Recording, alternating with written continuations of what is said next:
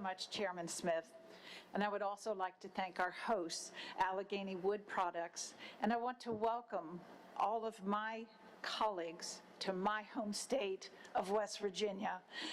I truly believe there is no better place to live, work, and raise a family. As Dorothy would say, there's no place like home. I am really excited for the opportunity today to be able to highlight some of the stories of hardworking West Virginians and the unnecessary struggles that they face because of an overreaching federal government. I'd like to especially thank our guest speakers, Mr. Plogger, Ms. Bachman, Mr. McDade, and Mr. Ward, for taking time out today to join us. Your voices are essential for the representatives who are here today to help fight for the policies that will empower our constituents.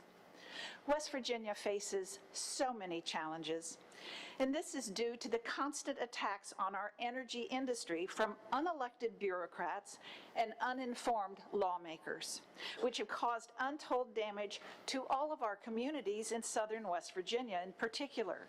The effects of bad policies have been devastating.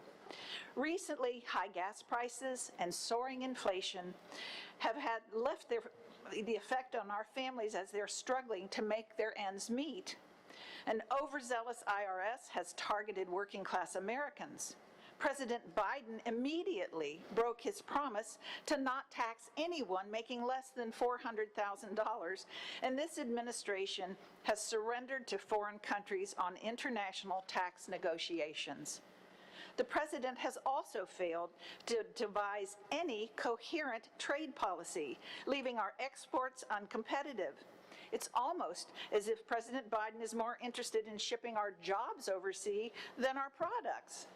According to the Economic Innovation Group, 48 million Americans reside in distressed communities, where nearly a quarter of the population are below the poverty line, and more than a third of them are out of work.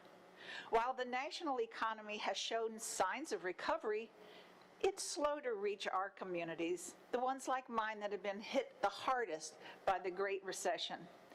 Over a decade later, they are still far behind the rest of the country and are now reeling from the new economic crisis in front of us.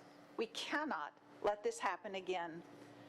Today's hearing provides the perfect opportunity to lay out our case for brighter days ahead under Republican leadership.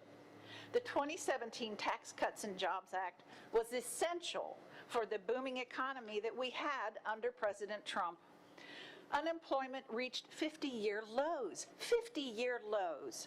Ordinary workers had the strongest wage growth of any group, and the businesses stopped leaving the United States for low-tax countries, and thus keeping our jobs right here in the United States. The Tax Cuts and Jobs Act also included important provisions, like creating opportunity zones, which have promoted businesses to settle right here in West Virginia. According to a recently released report, close to half of all Opportunity Zone tracts have received investment between 2017 and 2020, and even more since then. In fact, West Virginia saw 4,000 last year compared to 2019. Modernizing and improving the successful Opportunity Zone policy will be essential to continue driving investments to the communities that need it the most. I want to thank you again for the opportunity to highlight my beautiful state, Mr. Chairman, and I hope you return soon. I yield back my time.